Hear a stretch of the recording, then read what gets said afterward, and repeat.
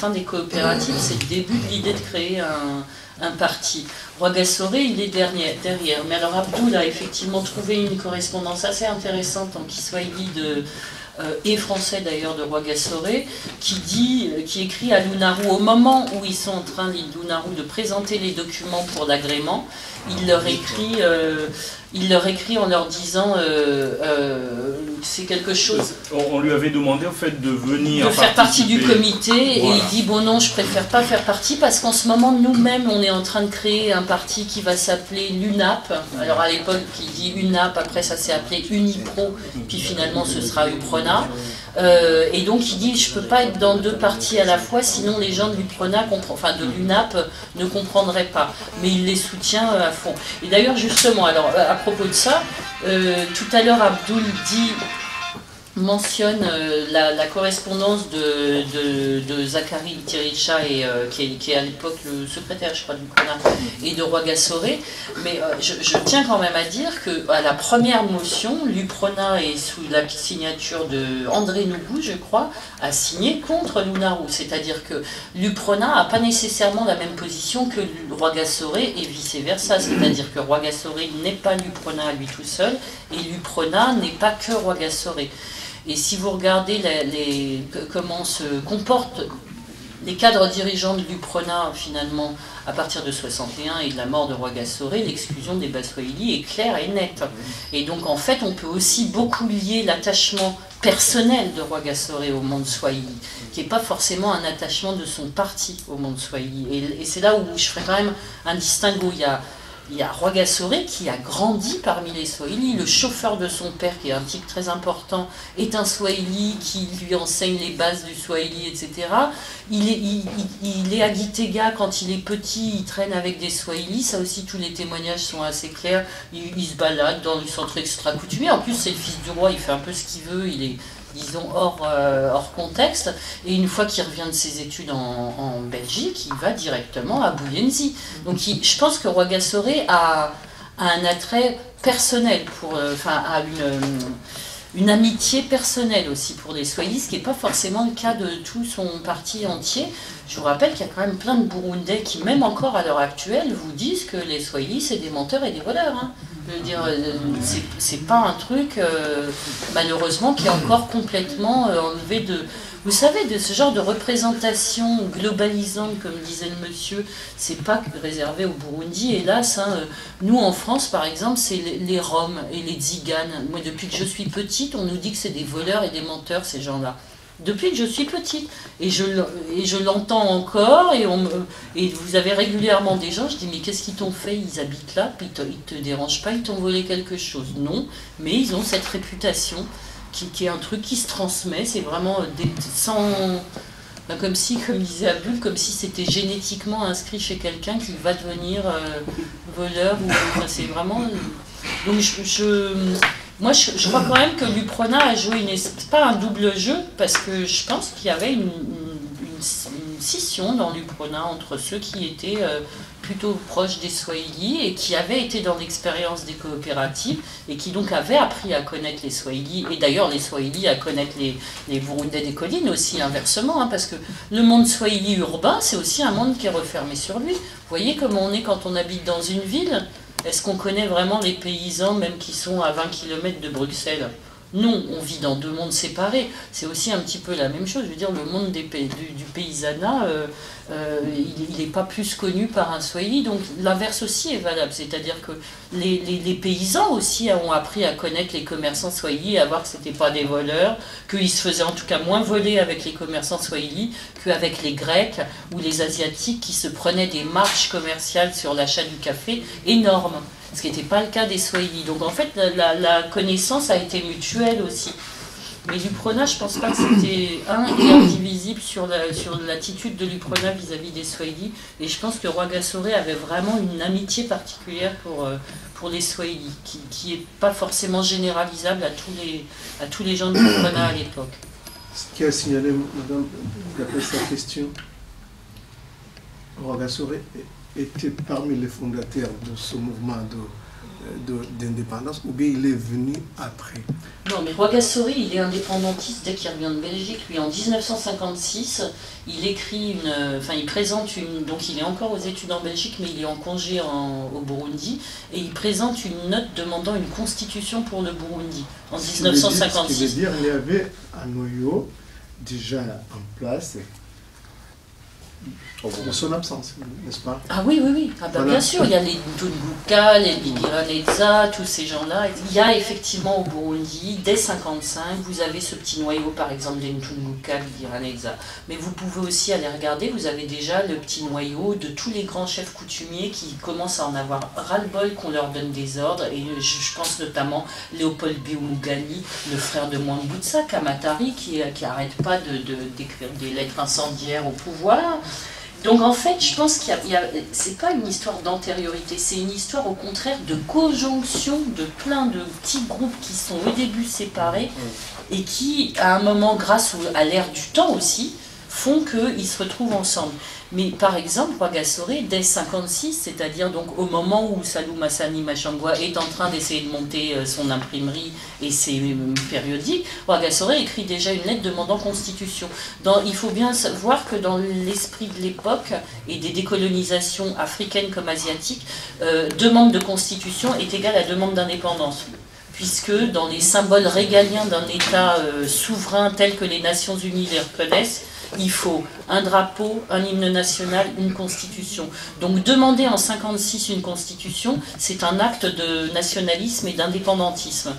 Donc moi je ne pense pas qu'il faut voir les uns sont avant les autres, etc. Je pense que les choses se nourrissent les unes les autres, qu'il y a plusieurs petits groupes et qu'à un moment ça se coalise, ça se rencontre et ça se fédère. C'est très important. Voilà, je pense qu'il faut... C'est un peu comme l'histoire des origines. Essayer de trouver qui est le premier habitant du Burundi pour dire c'était un Hutu, c'était un Twa ou c'était un Tutsi, c'est sans fin. Ça n'a aucun intérêt pour l'histoire. L'histoire, elle cherche à savoir comment les gens justement font pour se rencontrer, pour créer des sociétés ensemble, pour naviguer, avoir des conflits, etc. Le conflit, il est propre à toute la société. Donc, mais essayer d'aller chercher un truc, alors bon, là c'est il y a 50 ans, on peut encore essayer de déterminer, mais par exemple l'origine des Hutus, des Tutsis et des Twa, je mets au défi quiconque, même un visionnaire, de pouvoir dire, il y a des centaines de milliers d'années, il n'y a aucune source historique. Parmi les remèdes. Voilà. Si quelqu'un s'attache au Burundi en disant c'est moi l'autochtone, et les autres sont venus d'ailleurs, c'est là où il y a encore un nœud de problème. Oui. Alors, pour leur dire que non, attendez, c'est un territoire qui était là, vierge, non habité. À un moment donné, il y avait quelqu'un, 2, 3, pas commerçants ou agriculteurs ou éleveurs, qui sont venus s'installer. Puis la surpopulation s'est créée comme ça.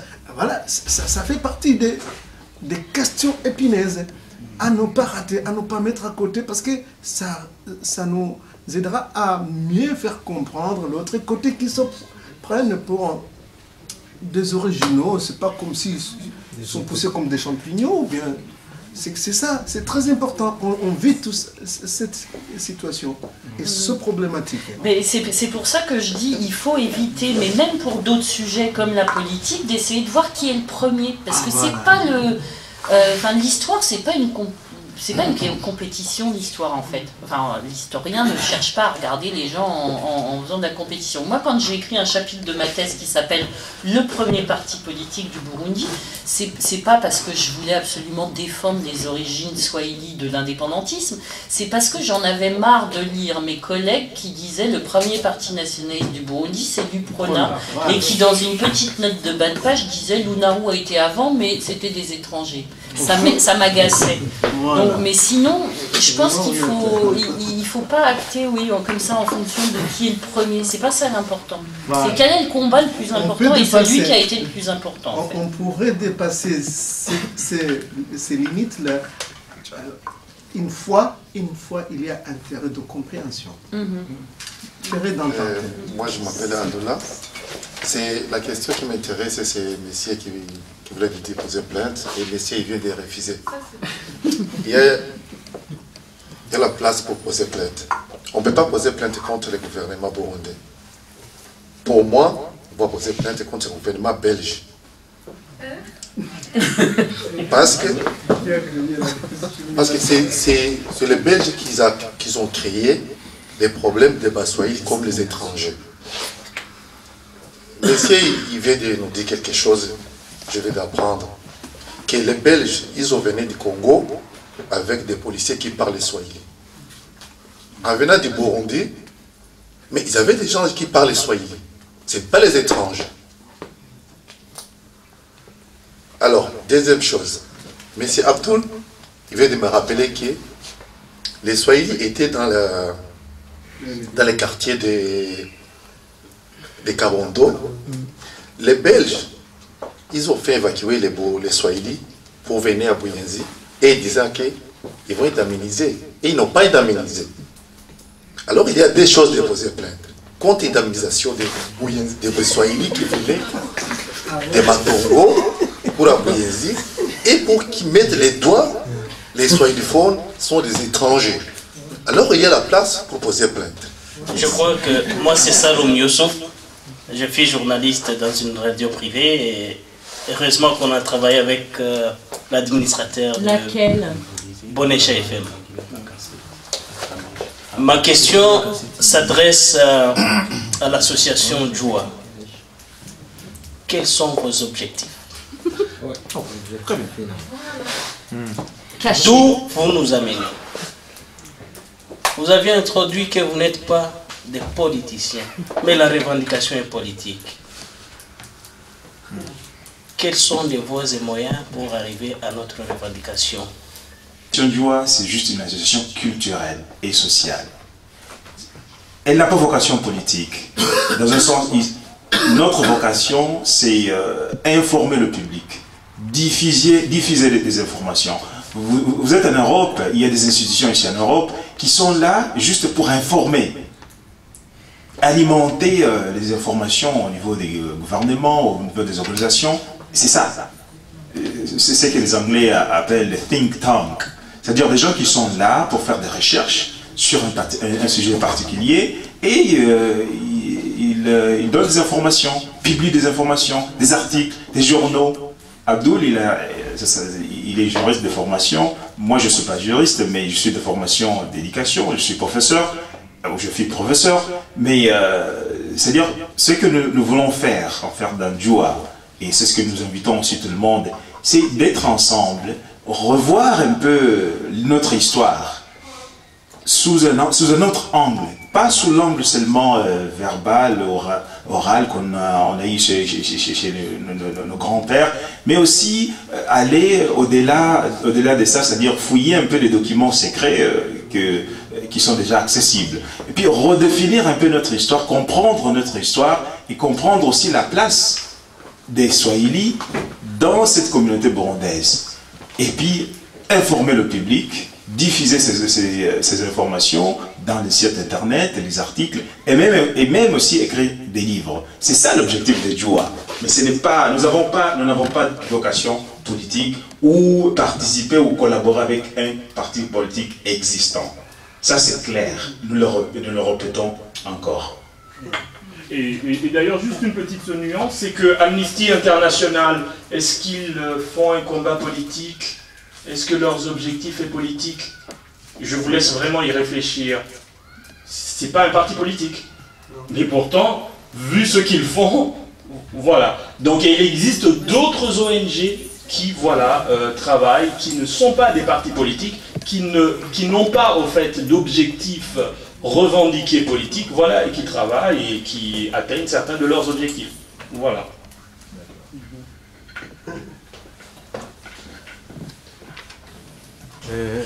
Je m'appelle Abdillah, mes frères m'appellent Capocho. J'ai une question, où est-ce qu'on peut se procurer les statuts de Djoua? Cela peut-être nous permettra de comprendre un peu plus sur l'association. En réalité, les statuts vous seront... je crois que c'est demain que ça a été prévu, en fait, qu'il y aura une autre conférence en Kiswahili cette fois-ci, pour ne pas discriminer les noms, les noms spécialisés, parce qu'il y en a ceux qui viennent de Suède, d'Angleterre, de Hollande, qui ne parlent pas forcément français. Et donc, pour ne pas les discriminer, il y aura une autre conférence en Swahili. Donc, c'est à partir de demain, au fait, qu'on donnera au fait, des informations sur cela. En fait, c'est une association libre. Il y a déjà quelques personnes qui existent au fait, dans l'association culturelle. Et voilà, on donnera les modalités, un email à partir duquel, comme toutes les associations en fait, culturelles, hein, pour écrire au fait, un mail, par exemple, pour demander les statuts. Et après, si on veut y adhérer, remplir une petite fiche et tout ça. Voilà. Donc,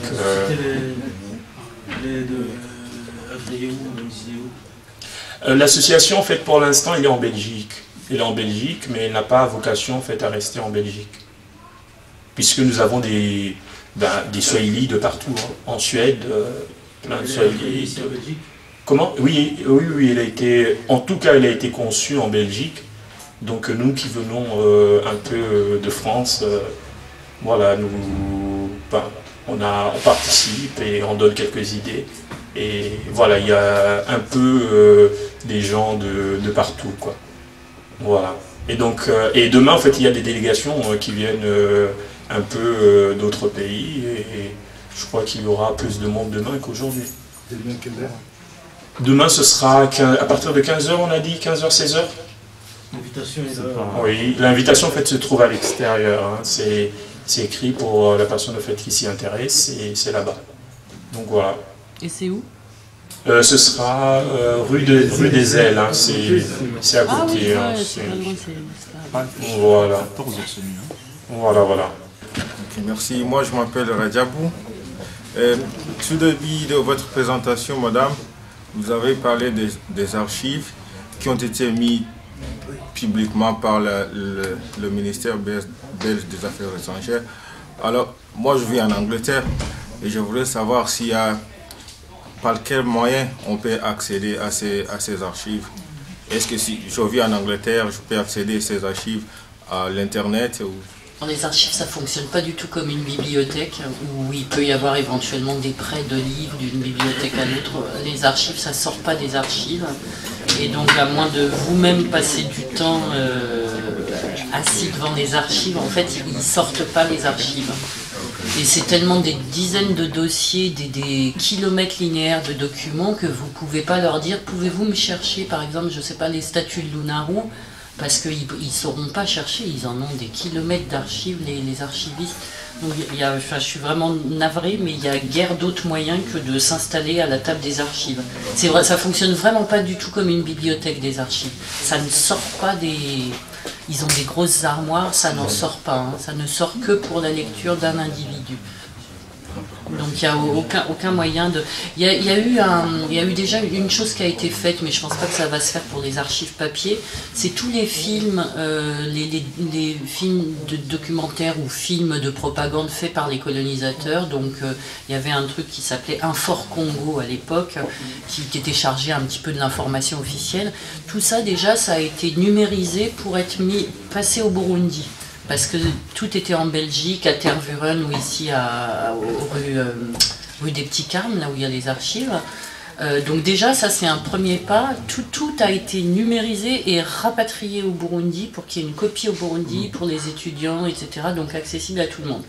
Mais avant qu'ils numérisent, mais c'est des dizaines de milliers, des centaines de milliers de documents, je ne crois pas que ce sera possible. Enfin, à moins qu'il y ait une mission spéciale qui vienne ici et qui dise nous on voudrait tel document, une mission gouvernementale, mais sinon ça restera ici, hein, et il faut se déplacer. Petite semaine, on peut lire déjà pas mal de choses en une semaine. S'il n'y a pas de questions, je peux peut-être avoir une question.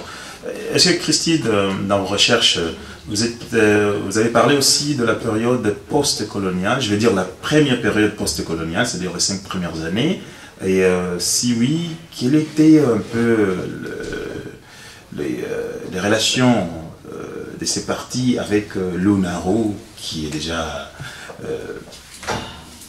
non autorisé? Et les relations aussi, non seulement de l'UNARU, mais les membres de l'UNARU, notamment Salum Machangwe. Quel était son sort après l'indépendance? Était-il activiste ou bien il était déjà... Ou bien c'était l'application totale de cette motion contre l'UNARU? Je pense que la motion pour l'UNARU, ça a vraiment valu que pour les premières élections. Après, c'est plus sur cette base-là. Après, je pense que tout simplement, comme je disais tout à l'heure, l'UPRONA qui émerge de l'assassinat de Rwagasore et plus la même UPRONA que celle de Rwagasore, vous en serez tous rendus compte. Et je pense, hélas, qu'à partir de ce moment-là, les Swahili sont à nouveau marginalisés, mis sur le champ. Et par exemple, Machangwa, on n'en entend plus du tout parler. Je ne sais même pas quand est-ce qu'il est mort, Machangwa. Je vais chercher ça. Ce qu'il est devenu après. Il est etc. mort dans les années 70. En tout cas, on n'en entend vraiment plus parler. Je sais, j'ai une étudiante qui fait des recherches sur les mouvements de militantisme Hutu. Et je sais qu'elle m'a parlé, au moment des élections de 65, d'une espèce de renouveau de l'UNARU en parallèle avec le renouveau du PP. D'ailleurs, UPP, c'est plus tard, hein, PP au début, tout court, Parti du Peuple. UPP, c'est Union des Partis Populaires qui arrive après, en 61. D'accord. Et donc, elle, je sais qu'elle m'a dit, avec notamment aussi les témoignages de Léon Mawangari, ça vous dit quelque chose? En fait, qui est un ancien du PP, justement. Et qui lui dit qu'au moment où il raconte ça, j'ai lu, elle a fait une interview assez intéressante, il raconte qu'a priori au moment de la refondation du PP pour les élections de 65, il y a aussi un mouvement un peu semblable chez les musulmans pour essayer de refonder, pas l'UNARU, hein, puisque ça n'a plus de sens ce nom-là, mais pour essayer de refonder quelque chose. Et qu'il se serait un petit peu discuté avec le PP. Donc là, il faudrait aller fouiller, mais j'en sais pas beaucoup plus que ça. Je crois qu'on termine notre conférence. Peut-être qu'il faut expliquer un peu ce qu'on a exposé ici, hein, avant de clôturer. Hein. Abdul, est-ce que vous pouvez un peu passer en revue quelques photos, expliquer tout ça? Oui, quelques minutes. En fait, on commence par les premières photos. En fait, là, c'est le même jour. Hein. Les trois photos faites à côté. On laisse celui de Muganwa qui... Donc les trois, là, vous voyez, en fait, ce sont des militants de l'UNARU et de l'UPRONA. C'était encore le tandem UNARU-UPRONA, ils travaillaient ensemble.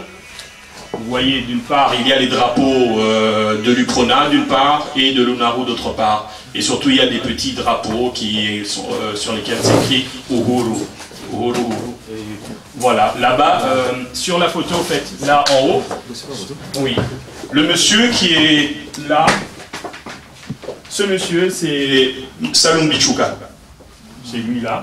Et lui, c'est un vieux qui s'appelait Hamisi Jumbe. Et l'autre là, le troisième, c'est un autre gars qui s'appelait Abe Dimuela. Donc ils étaient là. C'était au fait le jour où il y avait la mission de visite au fait de l'ONU. La 4e, je ne sais pas si c'est la 5e, qui était venue au Burundi. Et il fallait venir au fait leur présenter nos doléances au fait. Les doléances en fait des Burundais, voilà, on veut l'indépendance. Et d'ailleurs, c'est la fameuse date. 21 juin 60. 21 juin 1960. Avant le Congo. Voilà, exactement. Et là, on voit le Mwami de Burundi gouvernera avec ses ministres élus par le peuple. On voit que voilà, les militants UNARU, UPRONA avaient vraiment le même but. Et là, en bas, Uhuru qui est écrit en grand. Non, bah, je ne vais pas vous expliquer les drapeaux. Là aussi? Oui, bah, là malheureusement, jusqu'à présent, j'ai pas le nom en fait, du monsieur, mais apparemment c'est un militant en fait, probablement de l'UNARU. Voilà, vous voyez, il porte un kanzu, kofia, et vous voyez, il a encore, ça doit être un bâton en fait sur la main. Ouais, la canne en fait. Hein. Il porte une canne, comme on en portait à l'époque, et vous voyez les fameux kanga. Hein, avec les petits drapeaux avec Uhuru dans la main, vous voyez. Voilà, et après, là-bas, nous avons en fait... là, c'est la même lettre, hein. C'est la lettre en fait de l'UNARU. Là, c'est en Swahili, l'original de la lettre, en Kiswahili. Et la traduction en fait que l'administration en fait, tutélaire devrait faire pour comprendre exactement ce qui était dit. Donc là, c'est concernant l'électorat et l'éligibilité, hein, c'était ça l'objet. Au fait, il revendique quelque part en disant, voilà, on nous dit que nous sommes des étrangers. Nous ne sommes pas des étrangers, nous avons droit de voter. Pourquoi est-ce qu'il y a... c'est écrit quelque part. Hein. Oui, Unaru s'est fort étonné de la manière des élections. Là, j'ai mis ici parce que le gouvernement a consenti à la séparation des habitants du Burundi. D'ailleurs, il y a un mot qu'ils utilisent souvent, c'est le mot natif du Burundi, les natifs du Burundi. Hein, eux, ils ne se laissent pas piéger par l'histoire de... Ils disent les natifs du Burundi, nous sommes nés dans ce pays, nous y avons droit. Hein. Donc après, il a dit que celui qui n'est pas Murundi n'a pas à voter ni à être voté au Burundi. Cela a fait fort de la peine à Lunaru. Lunaru a vu que la lettre portait la signature de résident et a cru sans aucun doute que le gouvernement était de son avis. Donc voilà, et là ils disent, nous savons que la Belgique a reçu de l'ONU le pouvoir de gouverner ce pays afin qu'elle le sauvegarde. Jusqu'à présent, nous nous étonnons de ce que les associations d'intérêt politique décident du pays sans que les habitants en soient préalablement avisés, hein, les habitants. Donc, quel est l'élément qui était intéressant, en fait, dans cela? Donc, voilà, c'était globalement, le comité de l'UNARU rejette les élections illégales. Là, apparemment, il y a déjà eu des communales, comme ça, je ne me rappelle plus exactement. Il faut les suspendre et appliquer la déclaration d'un gouvernemental. Donc, c'est montrer, en fait, que cette fameuse discrimination ou bien exclusion de la communauté nationale ne date pas d'aujourd'hui. Que depuis cette date-là, elle existait et qu'ils ne sont pas restés là, main croisée, voilà, on accepte. Non, non, non, ils se sont battus pour ça et c'est pour cela même qu'ils voilà, ils ont fait tout cela. Donc là, je crois qu'on peut passer vite. Sinon, celle-ci, c'est la lettre en fait qui explique ce fameux tract. Hein, tract qui explique ça. Voilà, qui explique ça. La photo des femmes qui... Oui, un peu, ça aussi. Donc là, c'est le retour du roi Mwambutsa, qui revient de la Belgique, qui rentre au Burundi. C'est à l'aérodrome, on n'appelle pas encore l'aéroport, c'est l'aérodrome, il s'y trouve là-bas. Et encore une fois, le fameux Machangwa, dans son imprimerie, je tiens à signaler, son imprimerie se trouvait à Buyenzi, à la 11e avenue, numéro 24. Numéro 23, 24, c'est là où il habite. Non, non, non, c'est le 24. Et 23 où il habitait. Il habitait 23, son frère habitait numéro 20. Et voilà. Et il ne travaillait pas tout seul. Hein. Il avait un frère qui s'appelait notamment Alimas ou bien Ali, qui travaillait énormément avec lui et lui confiait au fait des missions. Par exemple, partir en Tanzanie, au Tanganyika à l'époque. Hein, ils étudiaient même des méthodes de propagande, en fait. Ils partaient même en stage hein, pour savoir comment organiser en fait, les communautés, comment les réveiller. Donc là, il a imprimé ça en petite. En fait, l'original, c'est un tout petit papier, en fait, qui est verte. Et donc, c'était distribué sur chez tous les gens en fait, qui étaient venus là. Vous voyez, le mot est clair, vive le Mali de Burundi, vive le Burundi. Le Burundi était bilingue, si je crois bien. Non, pas exactement bilingue, mais le Kiswahili. Oui, le Kiswahili, oui, c'était trilingue, on peut dire. Parce que le Kiswahili, c'était pour les Swahili qui étaient là, nombreux. Hein, il fallait qu'ils comprennent, ceux qui ne comprenaient pas le français, parce que dites-vous qu'à cette époque-là, tout le monde ne parlait pas français couramment. Donc il fallait leur traduire un peu ce qui était dit. Donc voilà, là c'est... Il n'y avait pas de traduction de Kirundi. Non. C'était français Kiswahili. Français Kiswahili. Mais là, c'est Machangwa qui imprime ça, alors il ne va pas imprimer en Kirundi. Exactement. Il y a la date, hein, le 7 décembre 1959. Et voilà. Et ça, c'est la lettre que l'administrateur au fait, du territoire écrit au monsieur le résident de Burundi. Mais quel est le résident? C'est quoi le résident? Le résident, c'est celui qui est juste sous le vice-gouverneur général. Il y a le Rwanda-Urundi, il y a un vice-gouverneur général du Congo belge et du Rwanda-Urundi, c'est-à-dire qu'il est juste sous le gouverneur général, mais seulement pour le Rwanda-Urundi.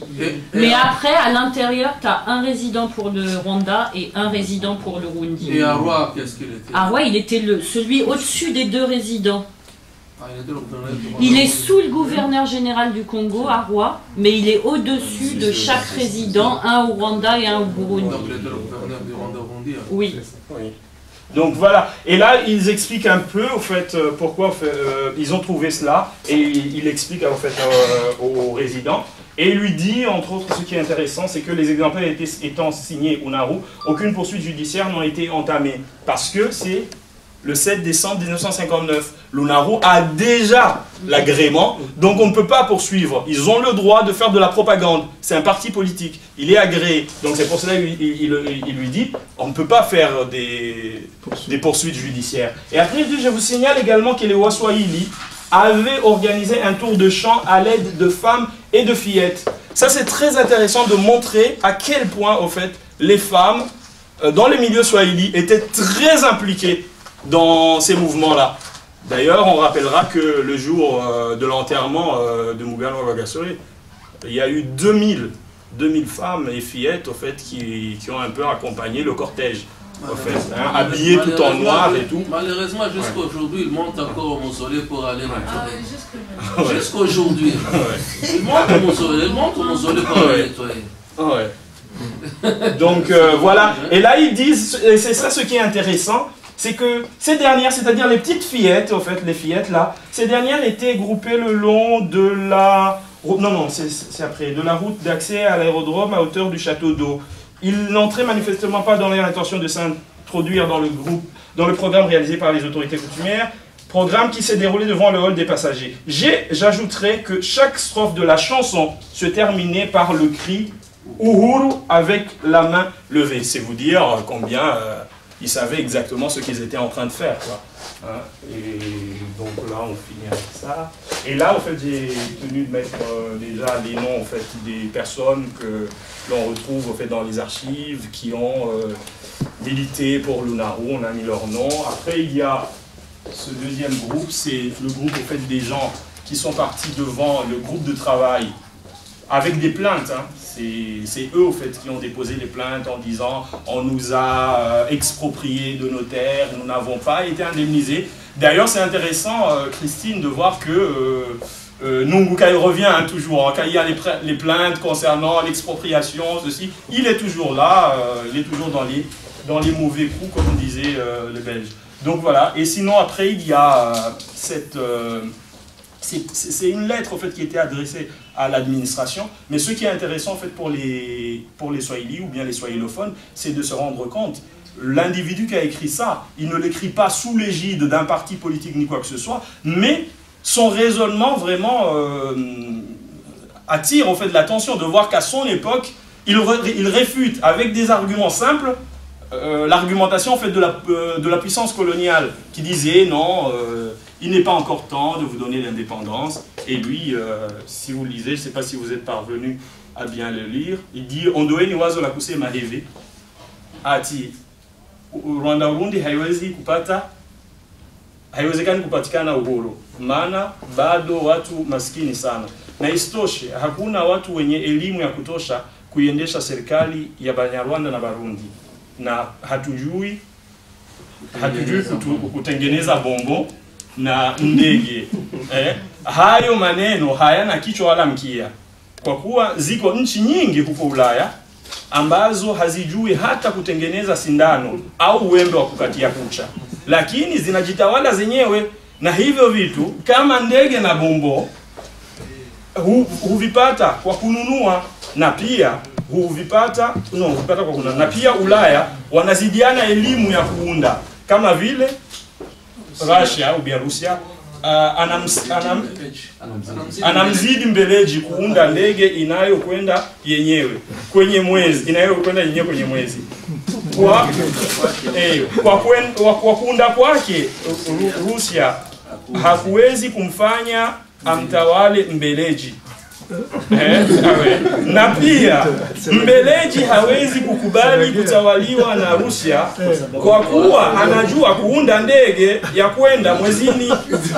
Mwenyezi Mungu si mjinga, hangekosa kuandika katika Biblia au Qur'ani kama Rwanda Urundi ni nchi maskini na wenyeji wake hawajui kuunda mitambo, kwa hiyo watatawaliwa na Wabeleji milele.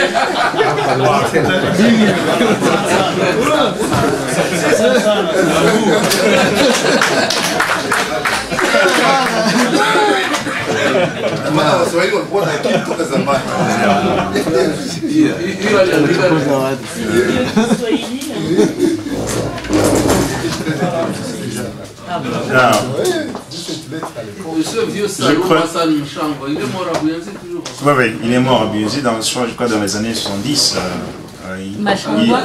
Il a ce petit-fils existe. Hein. Ah oui? Oui. Ah oui. Toujours au 23. J'ai parlé à un de ses petits-fils. Et c'est sa sœur en fait qui habite actuellement dans sa maison. C'est sa sœur. Non, c'est pas sa sœur, c'est la mère de sa femme. Non, la mère de la femme de son fils. Son fils était décédé, il a épousé une femme, et puis c'est la mère de cette femme qui est là à la 11e avenue. D'accord. Ouais. Non, il est mort d'une mort naturelle. Oui, certainement. Juste pour terminer, comme vous voyez, c'est ça en fait le rôle des Djoua. C'est juste informer, diffuser ce genre d'informations. C'est ça notre vocation. Et aussi des débats comme la conférence. Donc c'est encore le début, Djoua vient d'être créé, donc ce que nous vous demandons, c'est de participer, de joindre Djoua pour que nous puissions continuer ce projet d'information et de diffusion. Je crois que nous sommes sur une bonne voie. Et comme disait un philosophe américain, Will Rogers, il a dit, c'est en anglais, je traduis, il a dit, même si vous êtes sur le bon chemin, vous vous ferez écraser si vous n'avancez pas. Alors je vous invite aussi à avancer dans ce projet-là, à participer ensemble avec nous pour organiser ce genre de débats éclairés et aussi publier des informations. Je passe la parole à Cher pour donner un mot de clôture. Merci de m'avoir accordé la parole. Madame Christine, vous êtes honorée et vous nous avez donné de votre temps précieux. En tout cas, c'est la première fois concernant les historiens qui donnent au moins de leur temps pour informer tout le monde. C'est pas acquis à qui que ce soit, mais vous méritez notre estime. Au nom de la communauté qui est là devant vous en Belgique, je tiens encore à remercier les frères qui viennent de loin pour nous épauler ici à Bruxelles, parce que c'est là où il y a le nœud ou la question, si j'ose dire, de toutes ces questions, la réponse de toutes ces questions on se pose. De l'Angleterre, comme Frère Ahmad et sa délégation, de la France, Frère Abdul, et le vieux qui devait être là de l'Allemagne, il est un peu souffrant.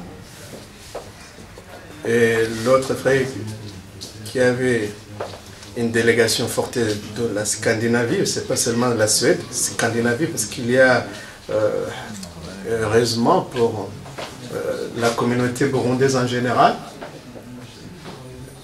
et la communauté swahili, non, je ne dis pas la communauté, vous venez de nous corriger, et pour les Swahili du Burundi, qui sont au Danemark, Suède, Norvège et ailleurs, en Hollande, ils sont là, et demain, il y aura encore une autre forte délégation, parce qu'aujourd'hui, ils étaient au boulot. Alors il faut travailler. Je tiens à remercier en troisième lieu les journalistes qui sont venus couvrir un tout petit peu. Et je remercie encore une fois mes compatriotes qui sont ici vivant en Belgique de se donner la peine pour venir assister. Et demain, nous aurons l'occasion de continuer et à grande échelle parce que ça ne sera pas ici, c'est tellement étroit. On a tout le temps de continuer petit à petit à se former, à s'informer et à grandir sans se précipiter. Voilà pour aujourd'hui. Je clôt ou c'est la clôture. Je donne la dernière phrase pour clôturer cette assemblée tout en vous souhaitant le bon retour, bon voyage encore vers le Burundi et bonne réussite dans vos recherches et tous les frères qui sont là en train de travailler pour que la communauté burundaise ou le peuple burundais soit mieux informé. Merci beaucoup. Bonne soirée et au revoir. Merci.